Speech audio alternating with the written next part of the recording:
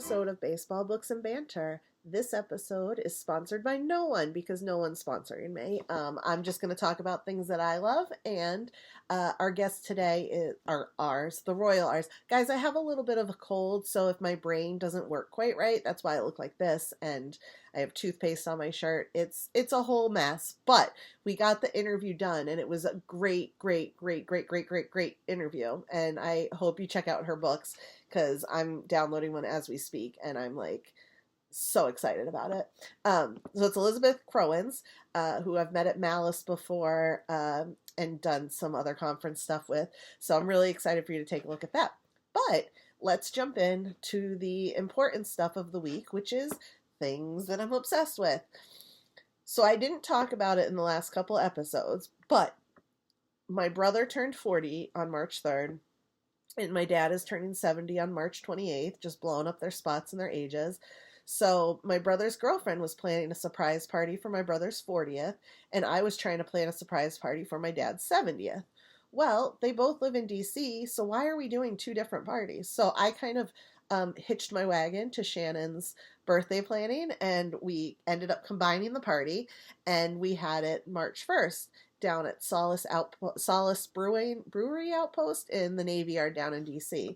So my aunt and I, my aunt who lives on the Cape, we drove down on the Friday, didn't tell anybody we're coming other than the people who were coming for the surprise, and we had the party on the Saturday, and it turned out so much better than I could have imagined. The place was kind of fun.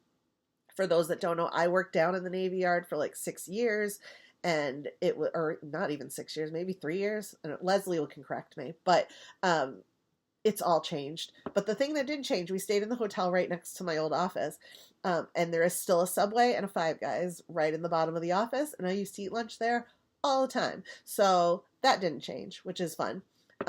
We did a walk around all the DOT buildings, petted so many dogs, saw so many corgis, bought some Girl Scout cookies. But Friday when we got there, we didn't want to go out because apparently Brandon and all his friends were out having happy hour, and he didn't know we were coming.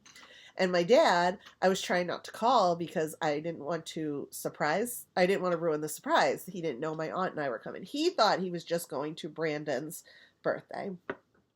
So party time rolls around. 3 o'clock, the party boys are supposed to get there. My dad comes in with his wife through the back door. None of us see him. We turn around. Surprise! He still doesn't quite understand that we're surprising him. So then my brother comes in. Surprise! He thought it was pretty fun too. One of the biggest surprise, which I thought was really fun, is we had friends from when he was stationed out in Hawaii. The Haflick family who we grew up with for so long, and they actually took the time to come out and celebrate, and it just made me cry because he was so happy, they were happy. We had candy bar giveaways. My brother's friends, who are all awesome to begin with and love my dad, they were super excited to be there for both of them. They made my brother's face on a beer koozie, so I have that in my house.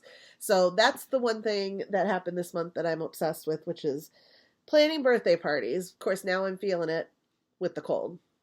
I'm better than I was earlier this week, so hopefully it can stay that way. The other thing I'm obsessed with, Benson Boone's new song, I'm Here for Someone Else. I heard it yesterday for the first time, and I have played it 4,000 times since, so check that song out. Also, Alessia Cara's new album, 2 thumbs up, 2 big way thumbs up. I listen to that a lot at night, too.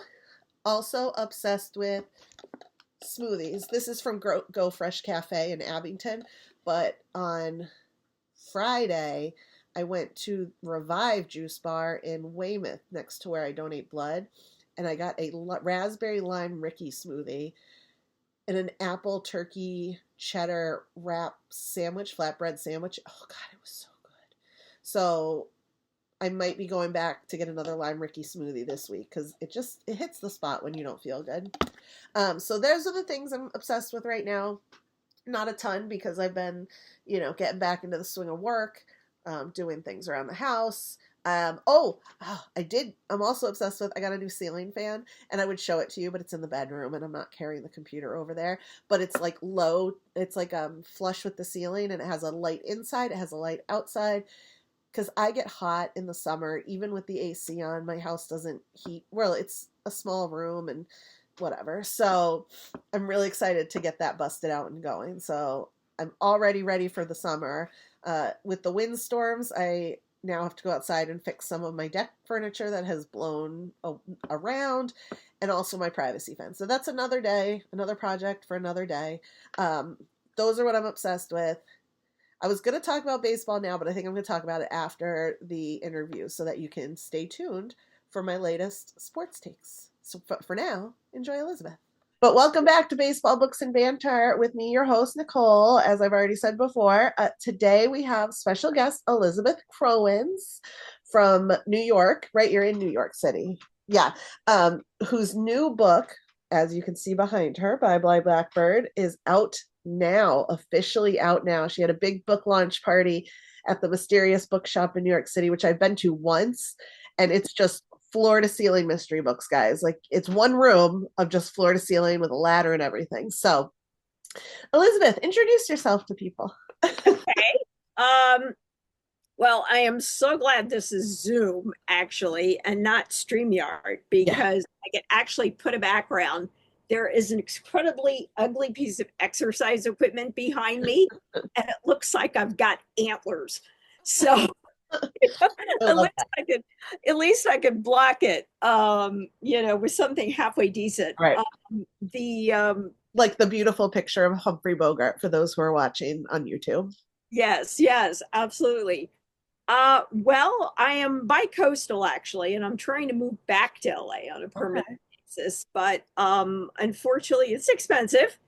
And with the recent fires, Yeah. as we know, there's been price gouging and all sorts of stuff going on. So I will be going to Left Coast Crime next week, and then I'll be going to Los Angeles for several weeks. Oh, nice. So I'm really looking forward to it. Left Since Coast Crime is in Sacramento. Denver this year, Denver. Oh, okay. Yeah, And nice. I've never been to Denver. So I'm excited about it. In fact, I panicked at the last minute. And I actually picked up some altitude sickness pills. Just in case, you never know. You'd rather be That's safe all than I need. sorry. That's all I need Yeah, is, feel sick because get the vertigo up in that thin air. I exactly. watch, and not to turn it to baseball, but yeah, I watch when they play baseball out there, and the guys are like, "Yep, that air is thinner, and the balls are flying, and it goes fast." And I'm like, "Okay, Wow. yeah." So probably better safe than sorry. I know that they run into that issue with the Olympics Yeah, when they've got it the in high a, mountains. yeah, the Winter Olympics or whatever with the high altitude. Yeah, but those skiers, they're fine. Uh, They're like athletes anyway. yeah, but so are Not like us baseball. writers who sit on our chairs and like It's hunch true. over, have toothpaste on our shirts and all that stuff, that kind of stuff. They're like high performance or whatever. Right, right. Exactly, exactly. But For those that don't know, Left Coast Crime is just another big mystery conference. I don't know who sponsors it, but I know it's every year. It's kind of in a West Coast. It was in Tempe, Arizona last year. no, it One was of those years. last year it was in Bellevue, Washington, which is Oh, just okay, outside of Seattle. And okay, before that, it was in Albuquerque. okay, And before that, it was in, or actually Tucson. Well, let's see. No, okay. I knew it was one of the T's. there was Tucson. And then the first time I went, unfortunately, was in 2020 when Uh, remember it shut that? San Remember Diego, that year well. and it shut down after eight and a Yep. half hours because of the pandemic got declared. Can you imagine, especially for those that had to travel all the way Oh, out there, and then 8 hours? It's like nothing. yeah. Get I, out. and we couldn't even, like, it was hard to find a place open just outside of the hotel, Sure. like pick up food. I Yeah. mean, it was crazy. Wow. So, but we didn't have a choice. I Yep. mean, I was looking forward to moderating a I panel, know. really big people on it. And Uh, I had all my notes and did all my research, and we never had the panel. and I So, know this year I saw your post today on Facebook. People can follow you on the socials that you're moderating a pretty good panel as well on older sleuths. you know what? It was so funny. I don't like turning down an opportunity. In Sure. fact, I learned that trick from listening to Lori Raider Day was a Oh, guest of honor. I think it was at BoucherCon. okay. It was either BoucherCon or she was, I know she was the national president of Yep. Sisters in Crime at one point. So it might have been one of the Sisters in Crime breakfasts, but she always said, say yes. And I got this email and it said that I would be a moderator for this senior sleuths panel. Yeah. And I'm thinking to myself, Like, am I a senior or are they I seniors? don't, my sleuths, I've got Yeah. two young PIs that are just like on either side of the age of 30, and they're young and they're inexperienced and they make mistakes, but they really try hard. Right. And I'm thinking, I've never even written a short story with a senior sleuth. Sure. So I emailed, Lucinda Serber, who's one of the Okay. chairs, she and her husband. And I emailed back and I said, well, I don't write about this, but I can moderate Yeah, just right. about anything except maybe a legal thriller. Sure. I really would not feel comfortable Sure. moderating a panel on that without being an attorney. Sure. So, but basically, because I just wouldn't know the courtroom language, and everything. I Yeah. would actually, if I had a scene, I would need to consult with a Yep. lawyer. Yep. My Law and Order education only goes so far. Yeah, exactly, Yeah. exactly. Yeah. Yeah. So I figured, what, I could do my research on Yeah. this, and I've always had a pretty good success rate as far as moderating panels. I mean, every time I moderate a panel, no matter what the subject, people come up to me afterwards and Yeah. say, that was a really great panel. And I like getting asked for panels that I'm not like to moderate a panel I'm not sure about because I learn things and I'm like, oh, like at Crime Bake this past year, I did one on setting with Susan Oleski, Chris Bernard, and Tracy Sierra. And I'm like, I just learned so much from that. And it's completely out of my wheelhouse because I am a cozy girl through and through. And Right, so I right. was like, all right, this is kind of neat. Yeah, no, I learned a lot. I actually did a lot of research. Oh, great. I read a lot of Miss Marple, of Yep. course, obviously. The And OJ. not, I actually, because what I do a lot of times when I moderate a panel is I will, if I don't have time to actually read full books, Right. which sometimes I don't, Sure. I like to, first of all, familiarize myself with all my writers. Of course. So what I do is I go on Amazon and you have an option for Kindle to download a sample. And Oh, then yeah. that sample is like the first 50 pages. Okay. That's what like an agent or an editor would read, Yeah. if you were submitting something. So you get a pretty good feeling, about the person's writing style. And I try to read those like first 50 Yeah. pages of book one of each series, Sure. that they've written. So I really get a good feel as to like who I'm working That's with. a great idea. And then Write that down. and then write it down. And then after that, what I did is I Googled, some of Of the course. most famous senior sleuths. And of course, I actually started, of course, I've watched some episodes of Murder, She Wrote, right? I had it on literally 5 minutes before we started. Oh, It was season one, and I was right. like, laying on the couch, and I'm like, today's a good Murder She Wrote day. We're just gonna relax. So yeah, the queen of senior sleuths in the America world. But believe it or not, have you ever read any of the books? I have not. I did just order one on Book Outlet because it's one where she's in Ireland, and I love Ireland. So I was like, Really good. yeah, And that's they've had different authors write them. yeah. Oh, I read the sample of the very first one by the with I don't remember off the top of my head who the author was. Right. Then I also read I think I read two of those, and I read two of John Land's, who I have met at Thriller Fest. Okay. And I thought it was kind of unusual because he's usually a thriller writer. Right. Those are clearly cozy. Right.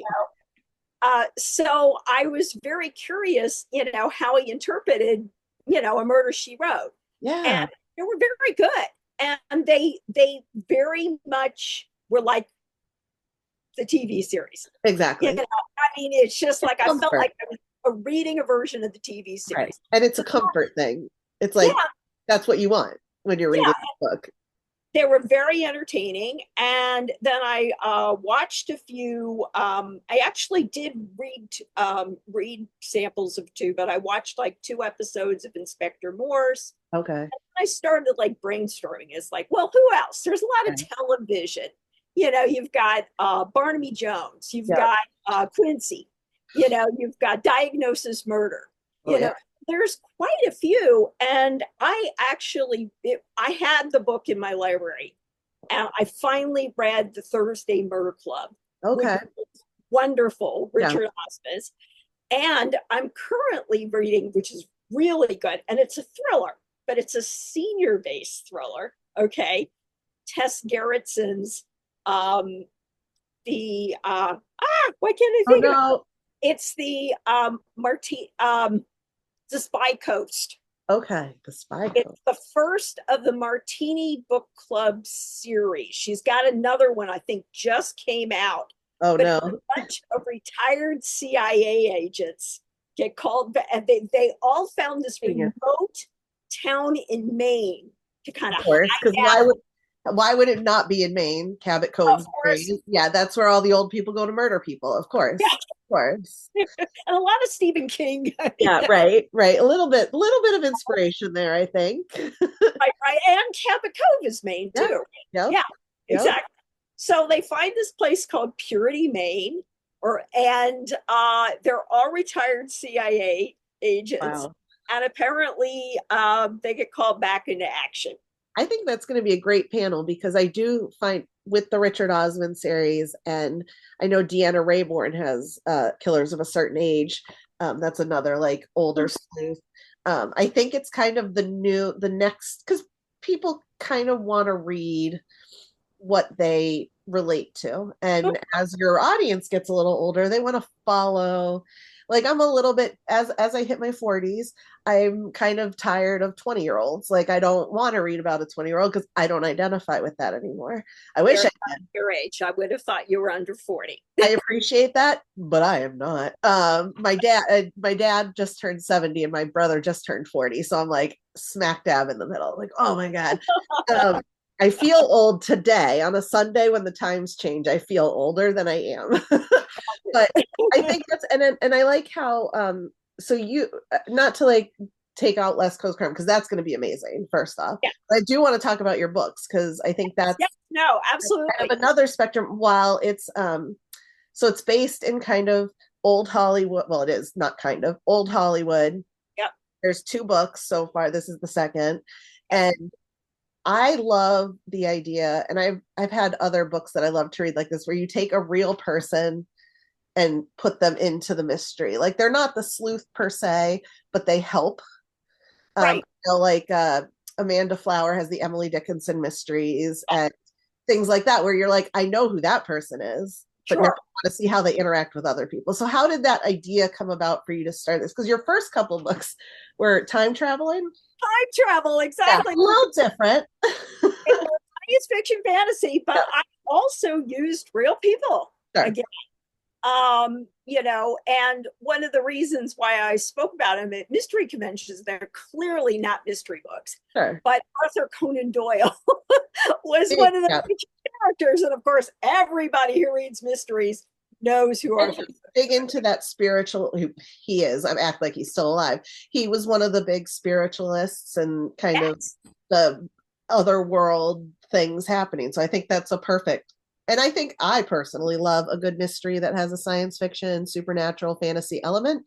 But and I think more of that needs to be brought in. But that's yeah. So that was the first three books. Yeah, I've got three books in that series, and that's considered alternate history, Hmm.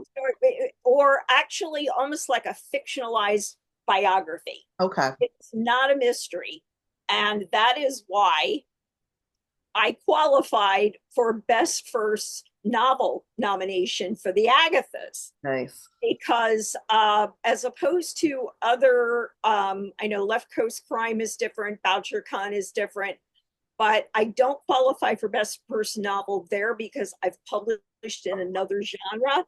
Sure. But for the Agathas, they It's want straight your mystery. first mystery novel. And technically, Bills, which is the one that's up for an Agatha, is my first Awesome. real mystery novel. Yeah, that's So awesome.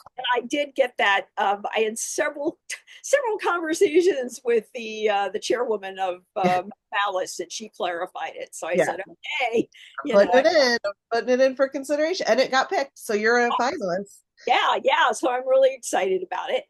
But what I did is I took famous Hollywood stars and put them in a situation with two fictional PIs. Right. And one of the female protagonists actually was based on my best friend. Oh, So yeah, she was a former actress in Hollywood. She would have been actually her birthday would have been yesterday, oh no. uh, Okay. but she would have been 100 and That's amazing. 100 years old, over 100 years old. Yeah, yeah, no, 102. She would have been 102 had she still been around. But Yeah. she was a frustrated actress in Hollywood and decided to kind of drop out. She still did some modeling, Sure. but she just couldn't deal with it.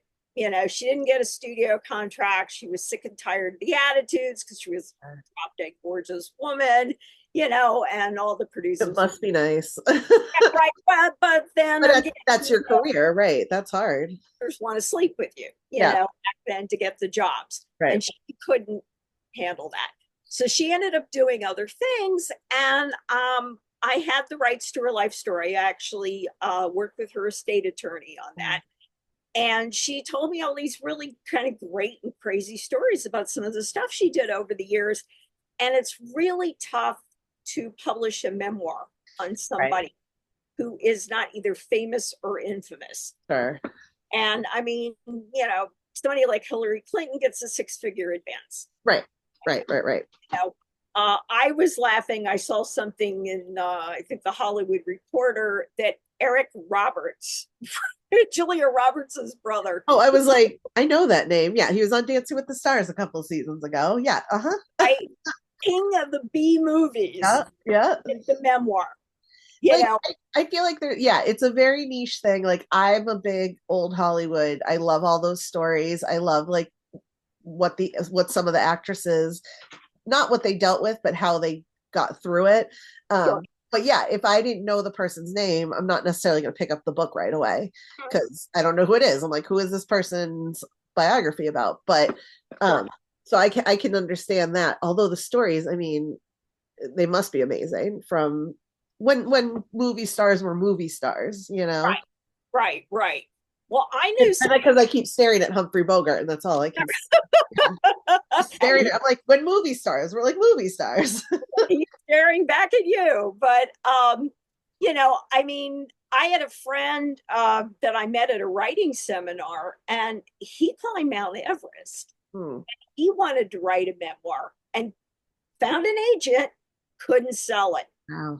So he ended up self-publishing it. Yeah. That's a major accomplishment, and he Yeah. still, yeah, right, sell a memoir. Right. So one day the light bulb went off, and I figured out how to package her Okay. as far as like how to write a book about her. Right. And I had just literally launched my first science fiction book, and she actually went to the book launch for that. She was excited. She liked the book, Yeah. and I figured it out. I said, I know what to do. And she said, what? And I said, I'm going to turn you into a female PI. Oh, and I'm sure that was like, okay. Well, the thing was, and she like looked at me like, where'd you come up with that one? Right. Yeah. And I said, well, what kind of books do you check out at the library? Mysteries, always mysteries. Okay. I said, what's on TV? Yeah. She wrote NCIS, Law and Order, Yep. or TCM. Yep. And she was also a major animal lover. So a lot of times she was watching Nat Geo Wild or Animal Planet. And I knew from her stories and also photo albums, she was always rescuing animals anyway. She was major, major animal lover. So I said, I'm going to turn you into a female PI. and you're going to have celebrity cases, and you're going to solve mysteries and rescue animals at the same Oh time. my She said, God. I love it. So Yeah. we got the lawyer involved. We drew up the papers, and I only wish she was around to see the first No. book So published. if you believe in it, she probably is watching right now. Like, oh my God, that's Right? like, I should have done this during my career. I should have become a private investigator and rescued animals and helped my famous friends with cases. But I just Right. think it's so special because it's not only something you like, but it also has the flavor of your friend who, like you put her in there so it keeps her alive too, which is great, I think. Which will make me cry because I am on cold medicine. So like, grandma. Um, but so you obviously had this idea with your friend and put her in. So are these stories with the actors true, or are they obviously heavily fictionalized? But They're heavily fictionalized, but a lot of their biographical okay, details, because I had to, read like major biographies. In fact, I'm working on book 3 now, and my research pile is as tall as I am. who's the star in it? Can I ask? Well, actually, I bring Bogey back Okay. because what movie? I'll throw a piece of trivia at you. Oh God. Was discovered the day after Pearl Harbor was bombed. Discovered? Yes. It was a stage play. It was discovered on December 8th, Was it 1941. It was in development and finally went into production. the mutiny? No. African Queen? What was right after? Casablanca? Not yet. Oh, I don't know. And it actually, another hint, has 2 of the actors, Falcon, besides Bogey, that are in it. Oh my God. I don't know. I can't think of it. Casablanca. Okay, okay, it was okay. Okay. I thought so, but then I'm like, that's like way after that, not way after, but that happened after but now it makes sense. Okay. Right. And in fact, at the time that they released Casablanca was when the Allies were taking over like Morocco.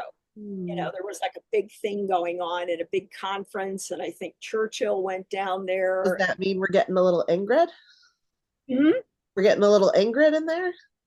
Ingrid? Uh, well, oh, she's in it too, of Yeah, course. that's what I mean. Falcon. Yeah, yeah. Okay. But yeah, no, I have some interesting things.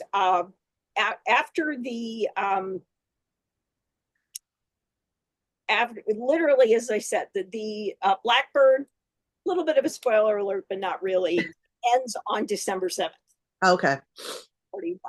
So Bogey stops by, they're kind of wrapping, it's the denouement, Yeah. But they're discussing, they're all hearing the radio broadcast, Sure. with FDR, and they're trying to figure out what's next. Right. What's next is the very next day. All The script of Everybody yeah. Comes Bricks is discovered, and besides, of course, America declaring war against named infamy and all that. Yeah. Right. But, and believe it or not, I wrote a scene recently because that's my WIP, my work in progress right now, that actually has a baseball reference. Oh my God, it's almost like this was destined. Okay. What? Well, maybe I won't ask what the reference is. We can all be surprised when book 3 comes out. I think you would like to be surprised. Okay. Baseball reference in it, and I will push for when it's coming out because I know you just released one, and you got to promote the crap out of this one first before you can. I know. It will be coming out. It's either January 6th or January 9th. Perfect.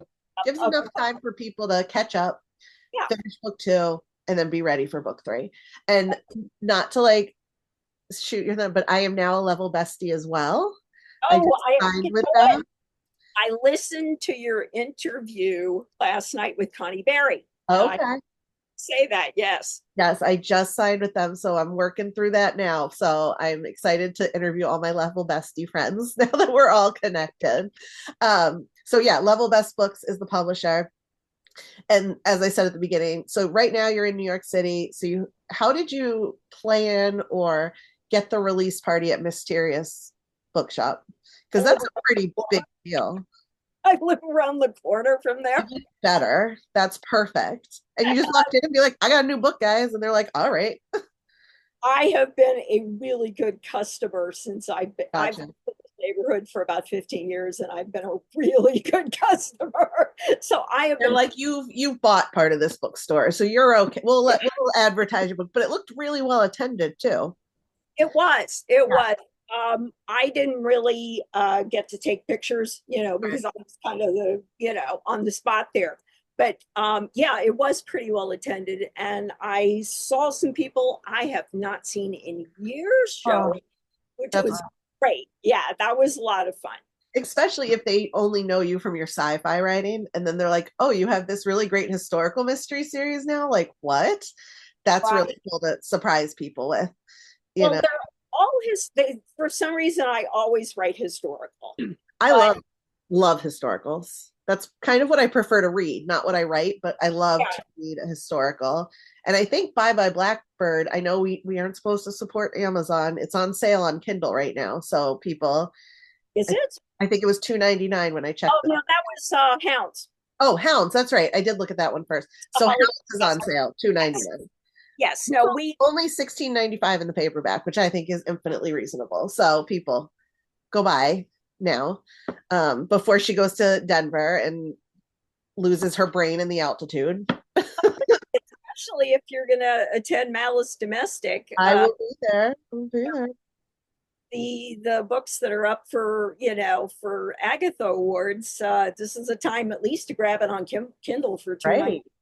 And just to check them out. And I mean, there are so many great books this year nominated at every conference. Oh Uh, yeah. I always get so excited when and I get excited because I consider everybody my friends. So I'm like, oh my God, my friends. Oh my God, Ellen Byron. Oh my God, Jennifer Chow. Oh my God. So Yeah.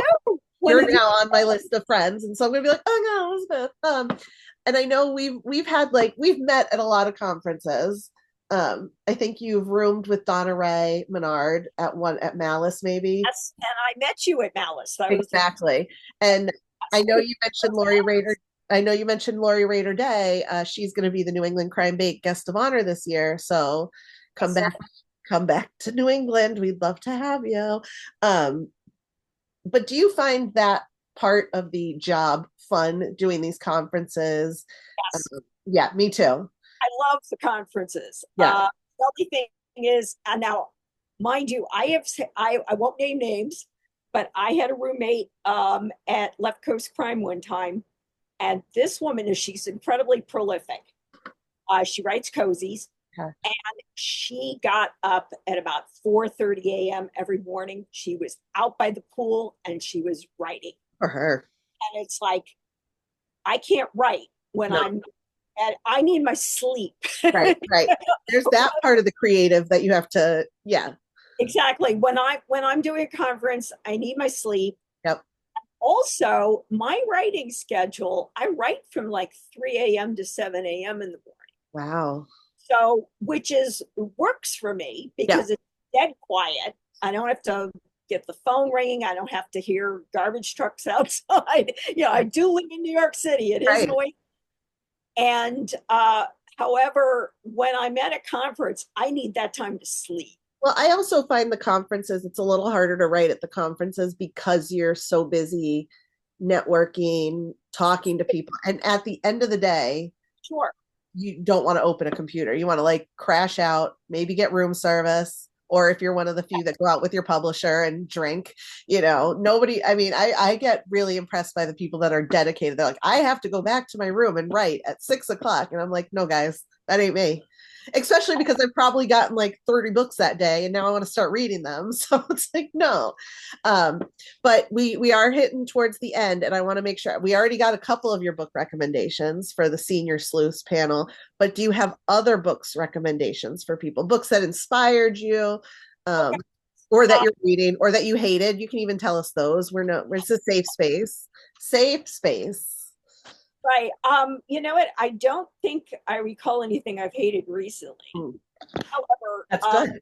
one of the best books I read all year, and I mentioned it in an interview on ITW, which is the International Thriller Writers Magazine. Tom Straw's The Accidental Joe.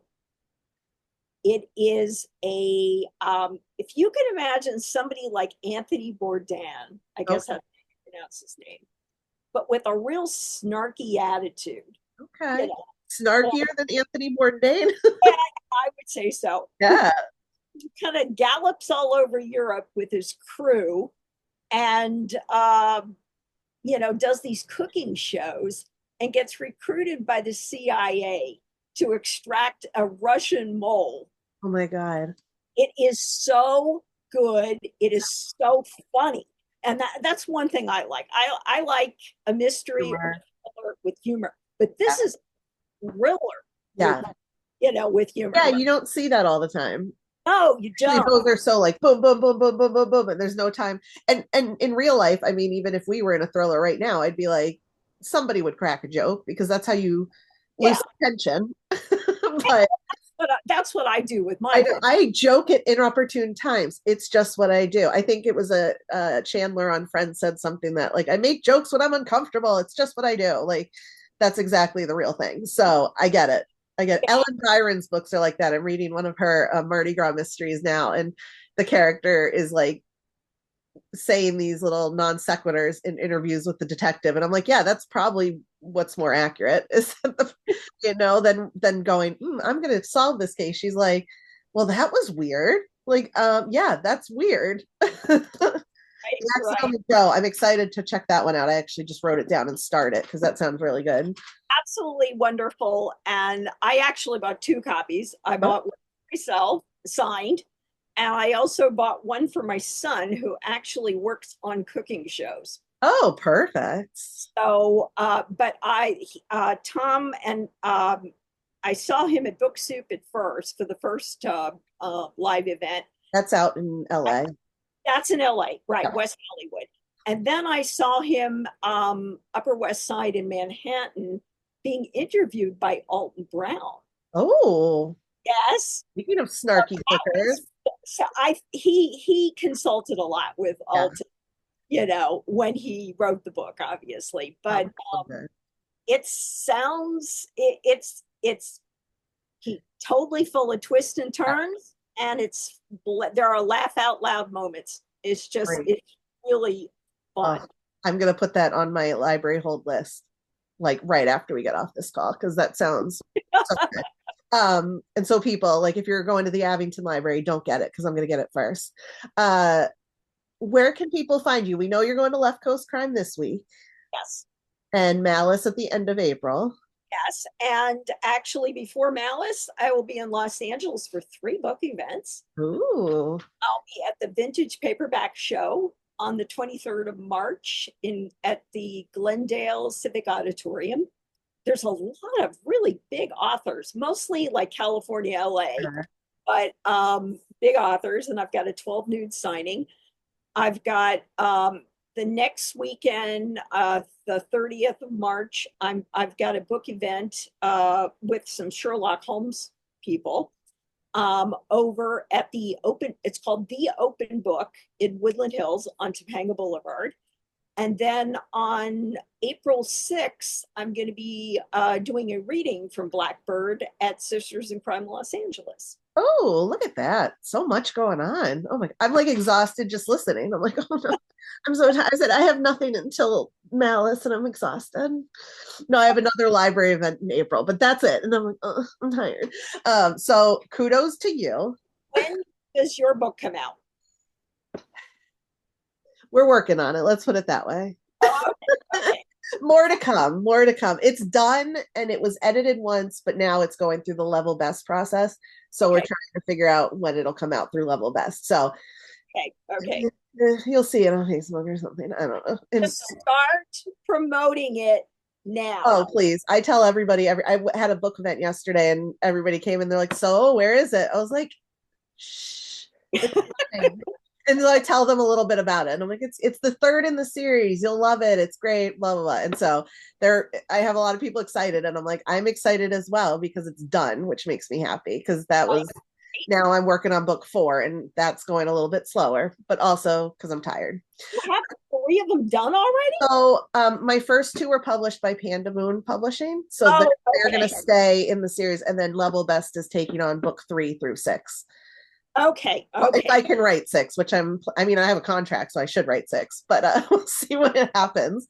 But people can find you on your website, on Facebook. ElizabethCrowens.com. Okay, I'll put a link so they can find you right there. And it was so great talking to you. I'm so glad we finally scheduled this right with the right time, the right day, because we've been ships in the night kind of thing. Right, back and forth. Right, exactly. So thank you so much. Thank you. Oh, so how fun is Elizabeth? And I'm really excited to check out her 2 books because, or the 2, I do have her time travel ones from a previous Malice, but I definitely can't wait to check out the historical mysteries because, as most of you know, that's my most favorite thing to read. So, as I promised before the interview, you're ready for some quick hitting hot sports takes, and I'd give you more hot sports takes, but I've already recorded this once and I lost it, and I don't know why my computer does this to me. So, here we go. We're going to give it to you again. The Red Sox, Alex Bregman, 2 thumbs up, but need Raffy to get the program. Hopefully does. I need him to be the big poppy of the new team, and also be adorable because he is. And right now, Brandon Bernardino's pitching. It's good to see him back. Garrett Whitlock's talking. I hope he's healthy. I'm cautiously optimistic. My brother and my dad are going to spring training March 17th. Oh, excuse me. That cleared it up. So they'll be seeing it live and in person. We'll see how they go. Yeah, cautiously optimistic. The Celtics still blowing doors. They sometimes let things come back a little much in the 3rd and 4th quarters. Don't love that, but they did win by a handful of points against the Lakers yesterday, which is always nice. It's always good to beat LeBron. I get it. He's a great player, blah, blah, blah, historical, blah, blah, blah. But it's nice to beat him. And I love my guys. I had a big talk with a lady at the book fair yesterday about it because it's just so nice to talk about sports, especially with other female sports fans. The Bruins, the big news this week was the Bruins just basically, I don't want to say giving up on the season, but it sort of felt that way. The big one was trading Captain Brad Marchand to the dreaded Florida Panthers, who I hate, which makes me so upset because they are the team we don't want to ever play because they always seem to beat us. So maybe he'll win a cup and then maybe he'll come back to Boston. It'd be nice if he finished his career here. They also traded Pride of Weymouth, Charlie Coyle, and that one surprised me. I had some gentlemen doing work on the house here, and I was like, does anybody want to talk hockey with me? I need to talk to somebody about this. So he let me kind of do my rant about Charlie Coyle. I don't know why they traded him. Brandon Carlo, I'm ambivalent about, and they traded him, and that's fine. I'm also, for my buddy Olivia Black, I am following the Capitals because Ovi is now, I think, 9 or 10 away from beating Wayne Gretzky's record. And since Wayne Gretzky has destroyed his reputation in the past couple months with the whole Canada-U.S. tariff fight, it's really nice to see someone who deserves, nothing but scorn get a little. Oh, sorry, talking politics. Oh, whatever. If you can't tell that I'm a liberal, then you probably haven't been listening close enough. Let's put it that way. But yeah, so I'll watch Ovi for that. So that's my sports takes. Things that are coming up for me, March 11th at the Norwell Public Library. I'm doing a mystery making event with the Sisters in Crime with Kate Fast and Louisa Cersei, who is another South Shore author. We make up a mystery on the spot, so come see us. You can register online at the Norwell Public Library website. I think you could show up that day, but don't quote me. If you like your mysteries with a little improv, or you want to help, if you have an idea of what you would want a mystery, that's kind of fun. It's one of my favorite events as a Sisters in Crime member, so I highly recommend getting you to one, or if you have a library you want us to come to, just reach out to me as Vice President of Sisters in Crime New England. I'm always interested to hear what you and the audience would like. And if you have, I'm doing a bunch of town halls with the Sisters in Crime to try to figure out how to attract members, retain members, all that kind of stuff. So if you have any ideas or thoughts, hit me up. I'm always open. Also, April 12th, I'll be at the Weymouth Public Library doing an author fair with a whole bunch of other authors. And then at the end of April, I'll be at Malice Domestic. And then as of right now, I have nothing planned until maybe June or July. Wait, that's not right. There's something happening in May, isn't there? Oh, Nicole, get your brain together. I'll think about it and I'll let you know. I think I'm recording a podcast every weekend for the rest of the month, so I'll be sure to remind you what's going on in May or June. The Animal Protection Center of Southeast Massachusetts is going to do another outdoor fair, and I got to remember to sign up for that because that was really fun last year, and you get to see puppies, and I love puppies as much as I love my kitties. And then Malice, and then Crime Bake in November. So I'm working with Level Best right now to figure out a schedule of release. I'm not sure because book 3 is done, if that figures into their timeline at all, but they're working through that part right now. So as of today, it looks like it'll be a 2026 release, which I was saying yesterday, we're already halfway through March almost.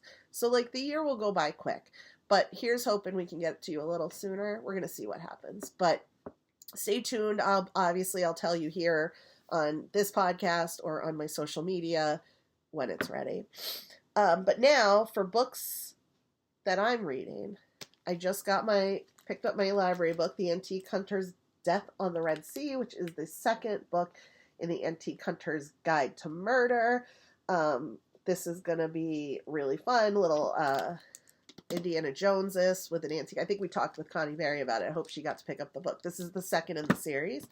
I'm also about halfway through Cassandra Clare's Swordcatcher, which is her first adult fantasy, I believe. The second one, The Ragpicker King, just came out. I don't know if it's a duology or a trilogy. Ooh, you're smart, Nicole. Or a trilogy, but we'll see what happens. It's entertaining. It's a fantasy. It is what it is. Let's put it that way. If you like fantasy with magic, star-crossed lovers, there's lots of sex in it, which is kind of, I skip over those parts. I don't really care. And then yesterday I got this book, 99 White Horses. It's a romance, Gilded Age romance from one of the authors, J.B. Wadsworth, at the Abington Book Fair. And it's funny because she said she got a book on archive.gov that lists different it's what New Englanders say. And one of them was when you count 91 separate white horses, the next man who tips his cap to you is the man of your dreams. So if you have any ideas of what that could really be in 2021, the 21st century, let me know, because obviously I'm still single and I would like to know what the equivalent is. What should I start counting? And also, where do I find a man with a hat on that tips it? It's another thing. So I'm really excited to check that out, and I hope to get her on the podcast, her and her husband. Her husband writes YA, fantasy, middle grade, young adult, all that kind of good stuff. So we'll see if they come on. But until next time, happy reading, and go Red Sox.